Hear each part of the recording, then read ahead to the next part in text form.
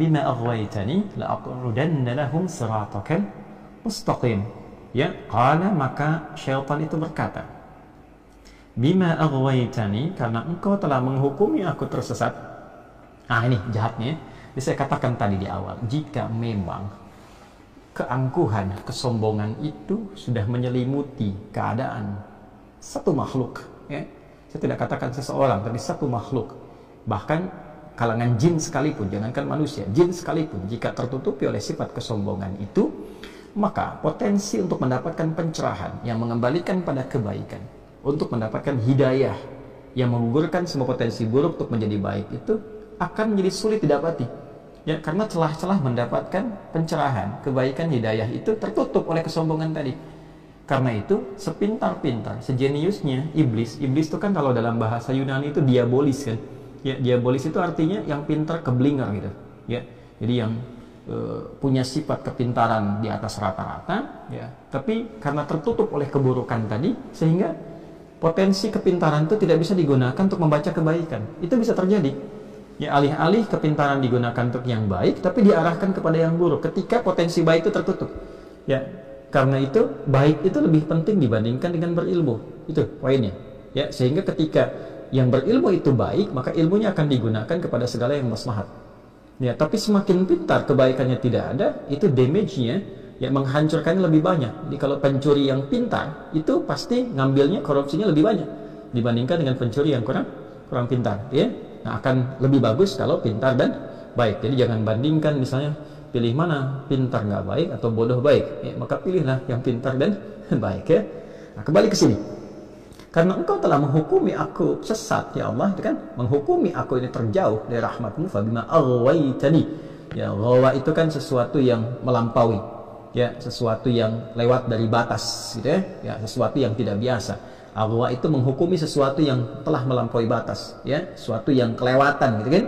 Ya Allah, engkau telah menghukumi aku kelewatan, ya, aku tersesat, aku bersikap yang kurang bagus, gitu kan. Nah, tertutup dia oleh keburukan tadi, la'aq'udanna lahum siratakal mustaqim. Karena itu aku putuskan, ya, aku ingin buktikan, ya, kehebatanku itu, kata syaitan, ya, keangkuhannya dia ingin buktikan dengan apa? La'aq'udanna lahum siratakal mustaqim. Aku akan cegah mereka untuk mendapatkan jalan petunjukmu yang benar, ya, jalan petunjukmu yang lurus. Ya, ini yang menjadikan kita setiap waktu memohon kepada Allah dijauhkan dari syaitan supaya konsisten pada petunjuk yang benar itu. Makanya kita baca tuh sehari 17 kali. Ihdinas siratal mustaqim, ihdinas siratal mustaqim, ihdinas siratal mustaqim.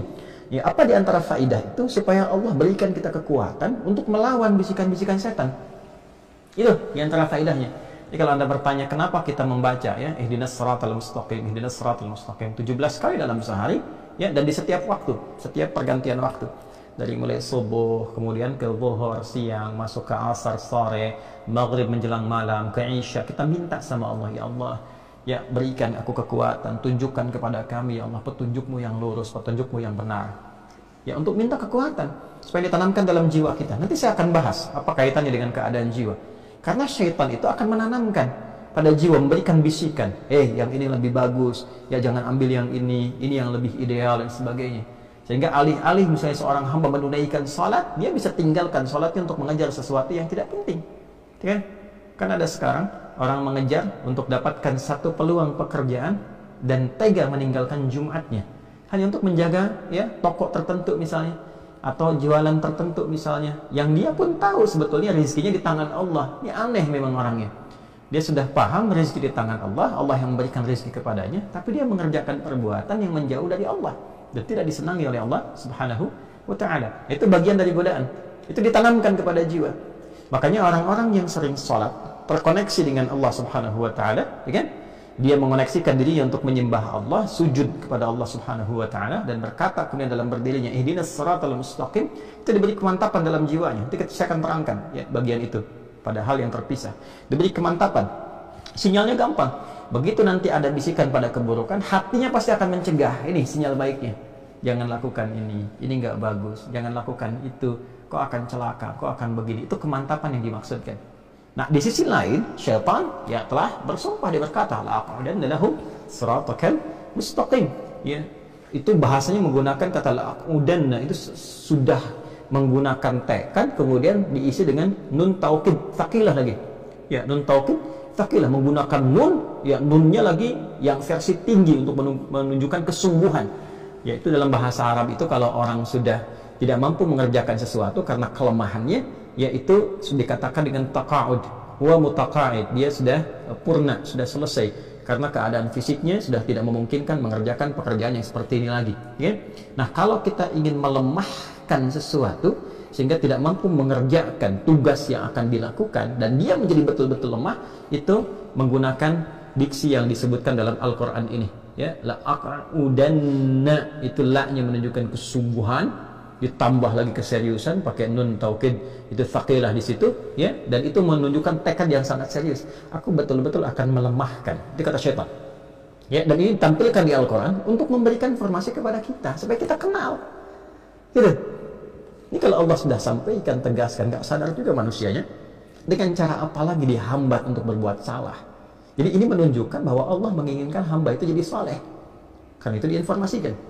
Ya, syaitan berkata, diinformasikan di sini, syaitan berkata, aku akan serius bersungguh-sungguh melemahkan setiap potensi manusia untuk mengikuti petunjuk Allah yang benar. La'aqudanna lahum siratakal mustaqim. Jadi syaitan pun menyadari, mengakui petunjuk Allah ini benar. Semua yang bersumber dari Allah itu pasti baik. Dan itu syaitan sendiri mengakui. Ya, karena itu jangan diikuti, ya, provokasi-provokasi setan ini, karena dia pun mengakui semua yang bersumber dari Allah itu benar. Artinya kalau Allah memerintahkan itu yang terbaik. Kalau Allah melarang, di situ ada bahaya. Kan? Jangan korupsi, jangan mencuri, ada bahaya di situ. Jangan menipu, jangan berdusta, ada bahaya. Jangan membunuh, jangan berzina, ada bahaya di situ. Jangan riba, ada bahaya di situ. Kan? Syaitan itu mengakui. Cuman karena kesombongan, dia gengsi mau ambil. Ya, karena keduluan oleh Adam, dia nggak mau tuh, gengsi dia pada kondisi itu. Itu sebabnya yang menjadikan dia memilih untuk memprovokasi hamba, melemahkan supaya nggak paham.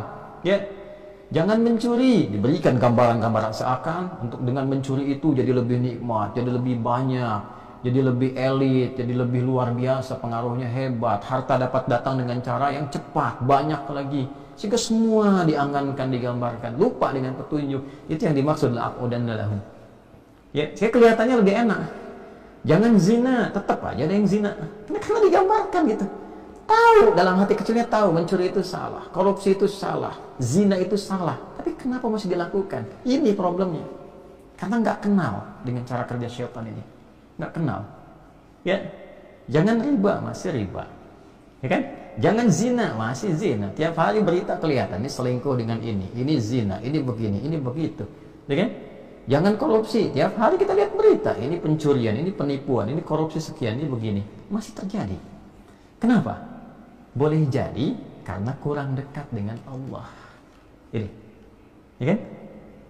Bahasa gampangnya kurang ibadah, kurang sholat, jarang baca dengan benar ihdinas siratal mustaqim. Sholatnya nggak khusyuk, kelihatan kayak yang sholat, tapi nggak khusyuk, nggak fokus dalam sholatnya. Sholat pun karena ada motivasi tertentu saja. Nah, ini problem, itu juga ada dalam Quran. Ada orang yang sholat itu karena motivasi tertentu, karena ria, pencitraan, karena ngejar sesuatu, disebut dengan celaka. Kasihan, fawailul lil musallin alladzina hum an salatihim sahun alladzina hum yura'un. Ada lagi sifat nifaq, munafik, kelihatan, ingin cepat-cepat, ingin buru-buru, karena tuntutan tertentu saja. Motivasi sholat pun karena ingin mengejar dunia. Itu problemnya. Sehingga tidak ada kemudian keistimewaan dari kalimat itu yang menghunjam kepada jiwa, yang betul-betul meminta kepada Allah untuk dilindungi. Ini poinnya. Dan dahsyatnya apa? Di ayat ke-17 ya teman-teman, thumma la'atiyannahum min baini aydihim. Kan? Kemudian wa min khalfihim wa an aymanihim wa an syama'ilihim wa la tajidu aktsarahum syakirin. Ini poinnya. Ya. Dan dia betul-betul sudah bertekad karena menggunakan lam tadi, kemudian nun taukid, tsaqilah di akhirnya. Ya, nun taukid tsaqilah itu menggunakan tasydid di atas nun berharakat fathah. Ya, untuk menunjukkan satu kesungguhan yang sangat luar biasa. Aku betul-betul bertekad dengan segenap kemampuan akan melemahkan hamba itu, ya, supaya apa? Supaya tidak mendapatkan petunjuk dari Allah, dan saat yang bersamaan, ini poin yang paling besarnya, aku pastikan semua sifat pelemahan itu akan aku kuasai dari semua arah yang memungkinkan manusia beraktivitas, yaitu dari depannya, dari belakangnya, kanan dan kiri. Ya, kenapa enggak atas dan bawah? Yang pertama, pada umumnya manusia nggak ada yang beraktivitas ke atas. Pada umumnya ke depan, ke belakang, ke kanan, ke kiri. Itu ya, pada umumnya. Nah, nggak ada yang beraktivitas ke bawah. Ya, pada umumnya ke depan, ke belakang, kanan dan kiri. Yang kedua, ada yang menafsirkan bahwa atas itu adalah jalur petunjuk. Ya, jalur yang diberikan oleh Allah untuk memberikan hidayah. Jadi nggak akan menentang itu secara langsung, nggak akan frontal. Ya, kalau nggak tersambar halilintar tuh. Ya, selesai gitu. Ke bawah pun jalur kematian, ya sudah meninggal nggak digoda lagi. Ya, nggak ada kerjaan, setan yang stres tuh kalau masih menggoda orang yang sudah meninggal dunia, nggak ada kerjaan kan. Ya, jadi atas dan bawah tidak terganggu di situ, tapi depan, belakang, kanan dan kiri, semua potensi arah yang dituju manusia nggak akan lepas dari was-was atau provokasi yang ditimbulkan dari